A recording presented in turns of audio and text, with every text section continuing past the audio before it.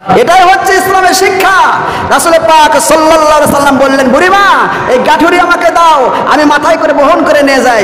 বুড়ি বলতে, বুঝছি তুমি এটা নিয়ে পালানোর বুদ্ধি, আজকে বিপদের দিন। সেই সময় রাসূল পাক সাল্লাল্লাহু আলাইহি সাল্লাম বললেন, বুড়িমা আমি মাথার উপরে গাঠুরি নিব আর হাত তুমি আমার ধরবে, তাহলে তো আর পালাইতে পারবো না। বুড়ি বললেন, যাক একটা বিনা পয়সায় একটা কুলিও পাইলাম, আবার একটা বিনা পয়সায় লাঠিও পাইলাম, সমস্যা নাই। এবার রাসূল পাক সাল্লাল্লাহু আলাইহি সাল্লামের মাথার উপরে ওই গাঠুরি নিয়ে আর রাসূলের হাত ধরে যাইতেছে বুড়ি।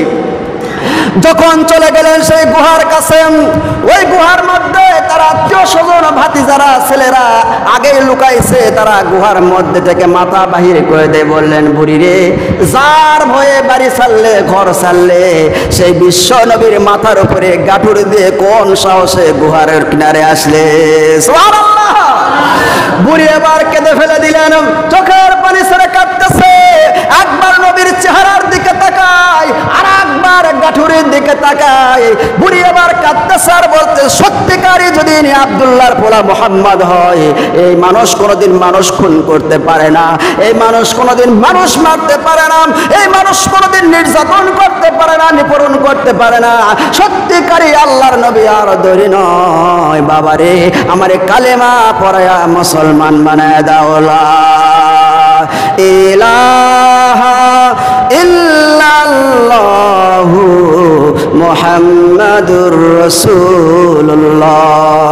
আমার ভাইয়েরা, আল্লাহর নবী বিশ্ব নবী যারা মুহাম্মাদুর রাসূলুল্লাহ সাল্লাল্লাহু আলাইহি সাল্লাম যখন মক্কার ভিতরে প্রবেশ করলেন, তাকায় তাকায় দেখতেছে যেই সমস্ত কাফেরেরা খাব্বাবকে মেরেছিল, খুবাইবকে মেরেছিল, সুমাইয়াকে মেরেছিল, হযরতে বেলালকে উত্তপ্ত বালির উপরে শুয়ে দিয়েছিল, লোহার রড দিয়ে পিটাইছিল, যেই সমস্ত মানুষেরা সাহাবায়ে কেরামদের থেকে বাড়ি থেকে ঘর থেকে বাহির করে দিয়েছিল, ওই সমস্ত কাফেররা থরথর করে কাঁপতেছে। তাদের কি আর রূহ ভিতরে আছে? রূহ তো মুখের কাছে চলে আসছে। বোঝেন নাই কথা? আজকে আর যুদ্ধ করতে হবে না, আজকে খালি নবীর একটা চোখের ইশারা করলে ওই কাফেরদের দেহ থেকে মস্তক নিচে পড়বে। কাফেররা ভয়ে থরথর করে কাঁপতেছে। আল্লাহর নবী বললেন, ও কাফেররা, আজকে তোমরা কি আশা করো আমার কাছ থেকে? আজকে কেমন ব্যবহার তোমরা আশা করো? কাফেররা কোনো কথা বলার সাহস পাইল না। একজন কাফের সাহস করে বলে ফেললো, ইয়া মুহাম্মদ, আজকে আমরা তোমার কাছ থেকে আশা করি একজন ভ্রাতুষ্পুত্র, একজন সুন্দর ভ্রাতুষ্পুত্রের কাছ থেকে একটা ভাই যে আশা করে, সেই আশায় আমরা করতে চাই। সুবহানাল্লাহ। কোন হযরতে মুহাম্মাদুর রাসূলুল্লাহ সাল্লাল্লাহু আলাইহি সাল্লাম বললেন, ও মক্কার লিডাররা শুনে রাখেন, জেনে রাখেন, আমি সেই সিদ্ধান্ত নিয়েই ফেলে দিয়েছি। আমার ভাই ইউসুফ আলাইহিস সালাতু ওয়াস সালাম তার 11 ভাইকে দেখার পরে চিনে ফেলে দিয়েছিল। তার 11 ভাইয়েরা ইউসুফ আলাইহিস সালাতু ওয়াস সালামকে মরণ কুয়ার মধ্যে ফেলে দিয়েছিল। ওটা মরণ টানেল ছিল না, মরণ কুয়া ছিল না। ওই কুয়ার এই পাশ থেকে ঢুকেছিল আর ওই পাশে মিশরের রাজ সিংহাসনে আল্লাহ পাক ইউসুফ আলাইহিস সালাতু ওয়াস সালামকে বসায় দিয়েছিলেন। সুবহানাল্লাহ। আমার ভাইয়েরা, হযরত ইউসুফ আলাইহিস সালাতু ওয়াস সালামকে তার 11 ভাইকে দেখে চিনে ফেলে দিয়েছিল, কিন্তু ইউসুফ আলাইহিস সালাতু ওয়াস সালাম বললেন, আমাকে কি তোমরা চিনতে পেরেছো? বলে, না, চিনতে পারি নাই। বলে, যে ভাইকে তোমরা কুয়ায় ফেলে দিয়েছিলে আমি সেই ইউসুফ। সমস্ত ভাইয়েরা থরথর করে ভয়ে কাঁপতেছে। আজকে তোমাদেরকে ফাঁসিয়ে দিবে, জুলুম করবে, নির্যাতন করবে। ইউসুফ আলাইহিস সালাতু ওয়াস সালাম বলেছিলেন, লা তাসরিবা আলাইকুমুল ইয়াওম, আজকে তোমাদের উপরে কোনো ক্ষোভ নাই, রাগ নাই, নির্দেশ নাই, কোন রকম তোমাদের উপর আমি জুলুম করব না। আজকে তোমাদের সকলকে আমি মাফ করে দিলাম। আল্লাহর হাবিব বললেন, মক্কা বিজয় হয়েছে বিধায় আমি তোমাদের উপর জুলুম করব, অত্যাচার করব, নির্যাতন করব, এটা ভেবো না। আমি সিদ্ধান্ত নিয়েই ফেলেছি। আমি তোমাদের উপরে তোমার কোনো রাগ নাই, ক্ষোভ নাই, বিদ্বেষ নাই, কোনো কিনা নাই, হিংসা নাই। আমি তোমাদের সকলকে মাফ করে দিলাম। সুবহানাল্লাহ। ঐতিহাসিক গুণ আশ্চর্য হয়ে গেছেন। এই ঘটনা আপনারা দেখার পর আশ্চর্য হয়ে গেছেন। একটা মানুষের উপরে এতটা নির্যাতন করলো, তার সাথীদেরকে নির্যাতন করলো, মেরে ফেলে দিল, ঘর থেকে বাহির করে দিল, বিবাল বাচ্চা সবকে ছেড়ে রাতের গভীর পালায় গেল। তারপরে তার মহানুভবতা দেখে লক্ষ লক্ষ মানুষ একেবারে মুসলমান হয়ে গেছে। জোরে কোন সুবহানাল্লাহ। এমনি সময় রাসূল পাক সাল্লাল্লাহু আলাইহি সাল্লাম দেখতে পাইলেন একজন বুড়ি মানুষ একটা গাঠুরি নিয়ে মাথায় না একবার ফেলে দেয়, দৌড়াইতেছে। আল্লাহর হাবিব বিশ্ব নবী জনাব মুহাম্মদুর রাসূলুল্লাহ সাল্লাল্লাহু আলাইহি সাল্লাম চলে গেলেন বুড়ির কাছে, যা বলতেছে, বুড়িমা এই গাঠুরি নিয়ে আজকে আপনি কোথায় যাইতেছেন? বুড়ি বলতেছে, বাবা তুমি জানো না আব্দুল্লাহর পোলা মুহাম্মদ আসতেছে মক্কা বিজয় করার জন্য, শুনেছি যে সে যাকে পাচ্ছে তাকে কচু কাটা করতেছে, আমারও পালে সে হত্যা করে ফেলবে, এই জন্য আমি ভয়ে পলাইতেছি। আল্লাহ নবী বললেন, মা তুমি কি সেই আব্দুল্লাহর পোলা মুহাম্মদকে কোনোদিন দেখেছেন? বল না দেখি নাই। বালাই শাক দেখি নাই, তার কথা শুনে যে ভয় লাগতেছে, দেখলে তো আমি দম আটকে মারাই যাব, দেখিনি তাও ভালো। আল্লাহ নবী পরিচয় দিলেন না, বললেন, বুড়িমা এত বড় গাঠুরি নিয়ে যাইতে তোমার কষ্ট হইতেছে মা, এই বস্তাটা গাঠুরিটা আমার মাথায় দাও, আমি নিয়ে যাই। বুড়ি বলতেছে, বুঝতে পারছি আজকে বিপদের দিন, তুমি এই বস্তা চুরি করা ধান্দা করতেছো। বোঝেন নাই কথা? কারো সর্বনাশ, কারো পৌষ মাস, বোঝেন নি? কেউ কারো ঘর পুড়ে যায়, কেউ ঘর পোড়ার মধ্যে আলু খায়, আলু পোড়া খায়। যেরকম ঠিক কিনা? কেউ অশান্তির আগুনে জ্বলতেছে, কেউ যা সেখান থেকে লুটতারাজ করতেছে, বাড়ি ঘর ভাঙে মানুষের সম্পদ অর্জন করতেছে। যেরকম নাউজুবিল্লাহ, আস্তে করেন কারো যেরকম নাউজুবিল্লাহ। আমার ভাইয়েরা, একটা দেশের মধ্যে দল থাকতে পারে, মত থাকতে পারে, আপনার সেই ভাই আওয়ামী লীগ করতে পারে, বিএনপি করতে পারে, জাতীয় পার্টি করতে পারে, জাসদ করতে পারে, বাসদ করতে পারে, শিবির করতে পারে, যাই করুক না কেন সে তো আপনার ভাই। সে তো ভাই হিন্দু হোক, খ্রিস্টান হোক, বৌদ্ধ হোক, নাসারা হোক, সে তো একজন মানুষ, তার জান মাল সম্পদ সবকিছু রক্ষা করার দায়িত্ব একজন মুসলমানের। সুবহানাল্লাহ। এটাই হচ্ছে ইসলামের শিক্ষা। রাসূল পাক সাল্লাল্লাহু আলাইহি সাল্লাম বললেন, বুড়িমা এই গাঠুরি আমাকে দাও, আমি মাথায় করে বহন করে নিয়ে যাই। বুড়ি বলতে, বুঝছি তুমি এটা নিয়ে পালানোর বুদ্ধি, আজকে বিপদের দিন।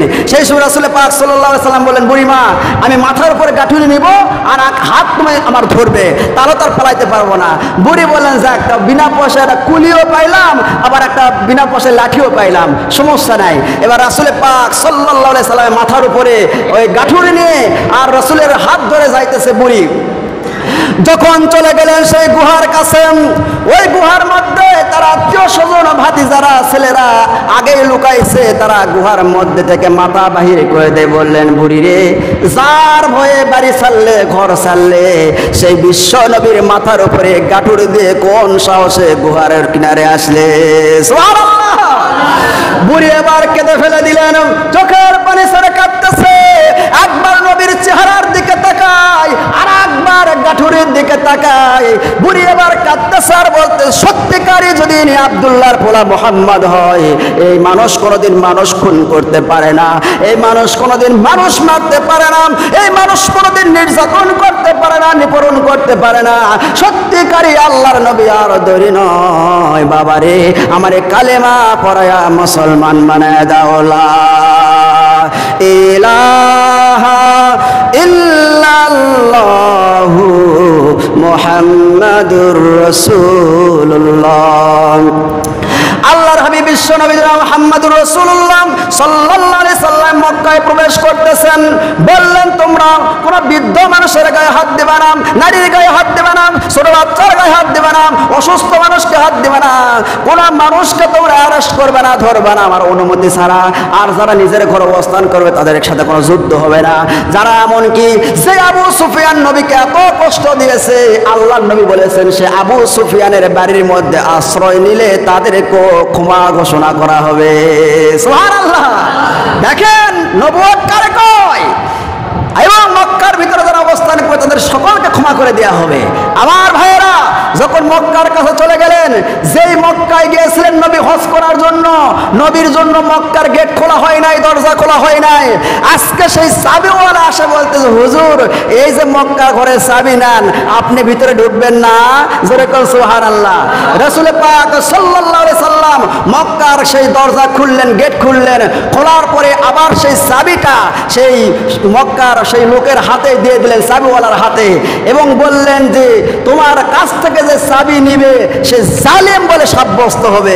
জোরে কোন সুবহানাল্লাহ। আমার ভাইরা, তারপর থেকে সেই বংশের লোকেরা এখন পর্যন্ত মক্কা ঘরের চাবি বহন করতেছে। বাদশা ফাহাদ থেকে শুরু করে এই যুবরাজ সালমান পর্যন্ত সেই বংশের মানুষের কাছ থেকে চাবি লাই নাই। কে নেবে আর কে জালিম হয়ে যাবে? জোরে কোন সুবহানাল্লাহ। আল্লাহ নে মক্কা ঘরের মধ্যে প্রবেশ করলেন। 360টি মূর্তি আছে। আল্লাহর নবীর হাতের মধ্যে লাঠি ছিল, ছড়ি ছিল। লাঠি দিয়ে এবার মূর্তির দিকে আঘাত করতেছে আর বলতেছে কুল জা আল হক ওয়া যাহাকাল বাতিল ইন্নাল বাতিলা কানা যাহুকা।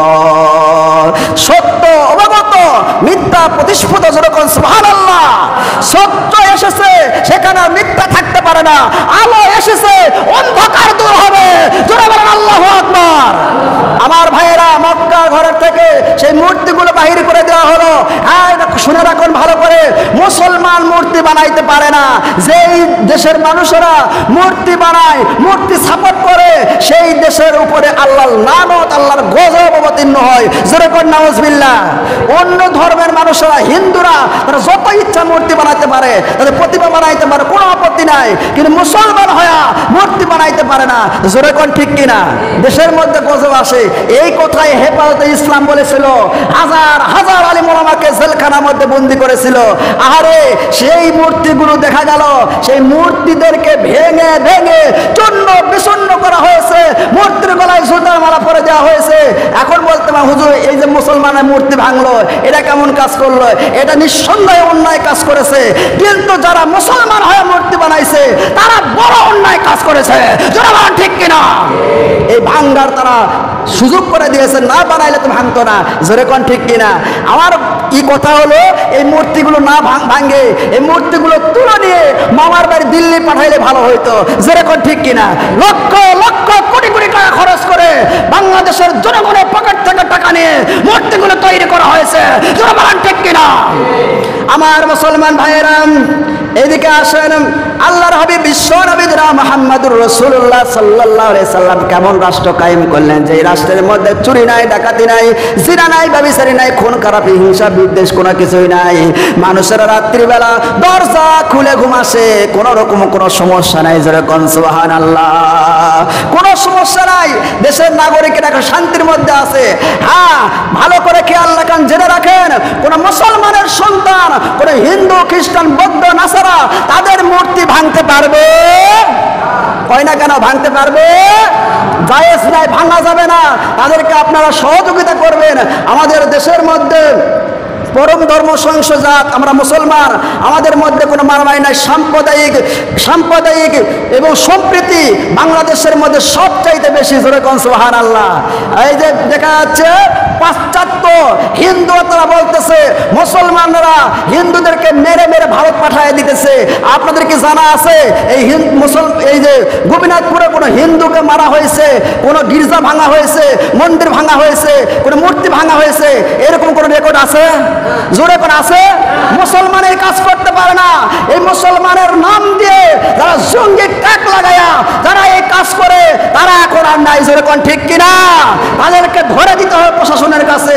মুসলমান কোনো সময় অন্য ধর্মের মানুষকে এরকম অত্যাচার নির্যাতন করতে পারে না। জোরে কোন আল্লাহু আকবার। আমর ইবনে আস রাদিয়াল্লাহু তাআলা আনহু খলিফাতুল মুসলিমিন হযরত ওমরের জমানায় যাচ্ছেন। এবার যাওয়ার সময় জেরুজালেমের কাছে চৌরাস্তার মধ্যে চলে গেছেন।